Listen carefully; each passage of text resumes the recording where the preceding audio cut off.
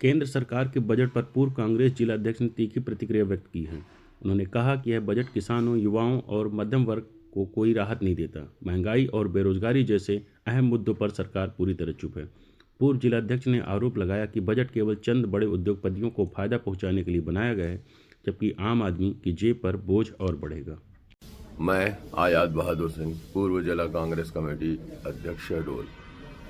जो बजट पेश हुआ है केंद्र सरकार द्वारा, उसकी परिस्थितियों पर मैं चर्चा करने के लिए हाजिर हुआ।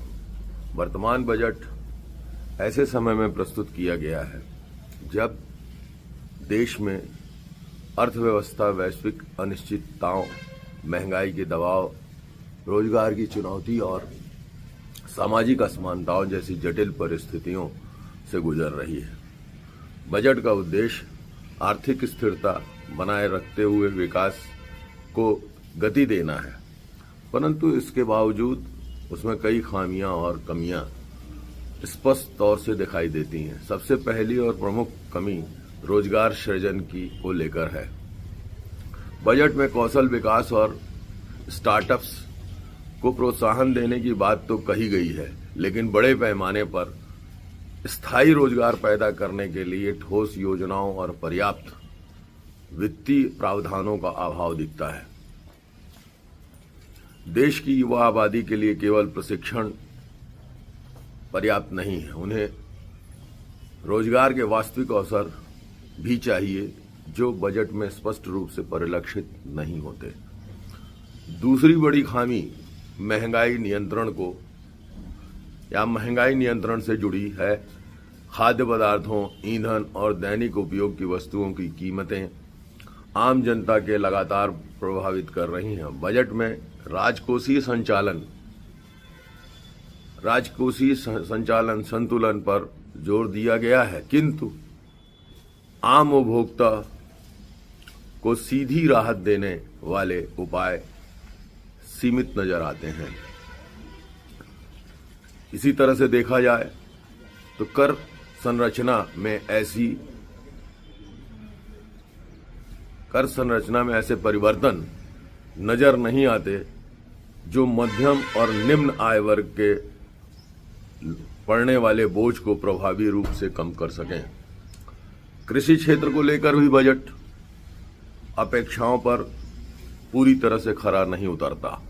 साथियों, किसानों की आय दुगनी करने का लक्ष्य बार बार दोहराया गया है, लेकिन सिंचाई, भंडारण, न्यूनतम समर्थन मूल्य और फसल विविधीकरण जैसे मुद्दों पर पर्याप्त और व्यवहारिक निवेश की कमी दिखाई देती है। छोटे और सीमांत किसानों के लिए जोखिम कम करने वाले उपाय अब भी कमजोर प्रतीत होते हैं। स्वास्थ्य और शिक्षा जैसे सामाजिक क्षेत्रों में आवंटन बढ़ने के बावजूद यह वृद्धि जनसंख्या और बढ़ती जरूरतों की तुलना में अपर्याप्त है। सरकारी स्कूलों की स्थिति में सुधार के लिए केवल घोषणाएं हैं और वह काफी नहीं है। इन क्षेत्रों में दीर्घकालिक और संरचनात्मक सुधारों की आवश्यकता है, जो बजट में सीमित रूप से झलकते हैं। इसके अतिरिक्त बजट में प्रत्यक्ष कर सुधार और संपत्ति असमानता को कम करने के प्रयास भी अपेक्षाकृत कमजोर ही दिखते हैं। अमीर गरीब के बीच खाई बांटने के लिए प्रगतिशील और जो कर व्यवस्था है और सामाजिक सुरक्षा योजनाओं को और सशक्त करने की जरूरत है, जो कि इसमें ऐसे प्रावधान दिख नहीं रहे हैं। कुल मिलाकर निष्कर्ष यह है कि वर्तमान बजट में विकास और बुनियादी ढांचे पर जोर जरूर दिया गया है, लेकिन रोजगार, महंगाई, कृषि, स्वास्थ्य और शिक्षा जैसे आम जनता से जुड़े मुद्दों पर इसकी कमियां स्पष्ट रूप से दिखाई दे रही हैं।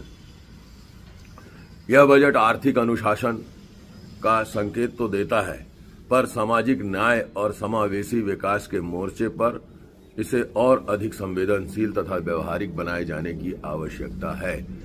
जो बजट में जिस तरह से आम जनता से जुड़े मुद्दों को उठाने का प्रयास तो किया गया है, लेकिन प्रयास जो है वो काफी कमजोर नजर आ रहे हैं भारतीय जनता पार्टी के इस बजट को जनोन्मुखी बजट नहीं कहा जा सकता है। जय हिंद, जय भारत।